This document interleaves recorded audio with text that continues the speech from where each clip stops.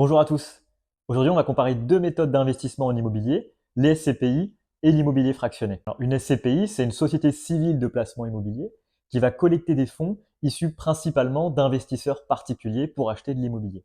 Chaque épargnant va détenir des parts de la société et toucher des dividendes qui proviennent de l'exploitation du bien. Alors, l'immobilier fractionné, c'est une nouvelle forme d'investissement qui permet d'investir spécifiquement sur un bien, à plusieurs, via des obligations, avec un ticket d'entrée qui est relativement plus accessible et de toucher les revenus issus de l'exploitation du bien et la potentielle plus-value à la revente. Alors je dirais qu'il y a 4 différences majeures entre les SCPI et l'immobilier fractionné. La première se fait au niveau du choix des actifs. En SCPI, on va investir dans un pool de biens, tandis qu'en immobilier fractionné, on va investir spécifiquement sur un bien. La deuxième différence se fait sur la nature du sous-jacent.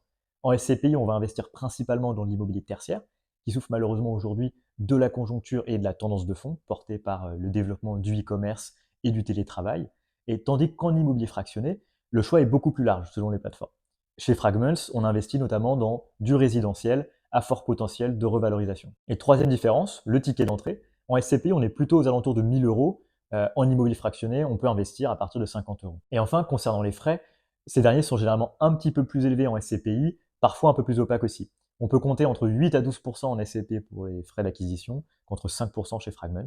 On ajoute ensuite les frais de gestion, les frais d'arbitrage aussi parfois en SCPI. Donc attention à bien regarder les différentes composantes des frais lorsque vous investissez en immobilier. Oui, il y a des points communs. Je dirais qu'il y en a deux. Le premier, c'est que dans les deux cas, on s'affranchit des contraintes de l'immobilier en direct, puisque on n'a pas de gestion opérationnelle. Le deuxième point commun, c'est qu'on peut diversifier son investissement. Alors directement via les SCPI, puisqu'on investit dans un panier de biens, ou alors avec un ticket d'entrée plus faible, en immobilier fractionné, on peut soi-même choisir plusieurs actifs sur lesquels se positionner. Concernant les rendements, les SCPI ont distribué en moyenne 4,52% en 2023. En immobilier fractionné, les plateformes oscillent plutôt entre 5 et 8% selon les actifs. Sur le niveau de risque, en fait, ça dépend principalement de la thèse d'investissement de l'acteur. Donc attention à ne pas se surexposer à certains types d'immobilier, comme l'immobilier tertiaire, et aussi attention, vérifier que vous achetez au bon prix. Les revenus des SCPI relèvent de la catégorie des revenus fonciers. Ils sont donc soumis à l'impôt sur le revenu et aux prélèvements sociaux, entre 0 et 45%. En immobilier fractionné, les revenus relèvent de la catégorie des revenus mobiliers et bénéficient donc d'un taux d'imposition maximum de 30%, c'est ce qu'on appelle la flat tax. Vous pouvez également opter pour une dispense du prélèvement forfaitaire unique de 12,8%.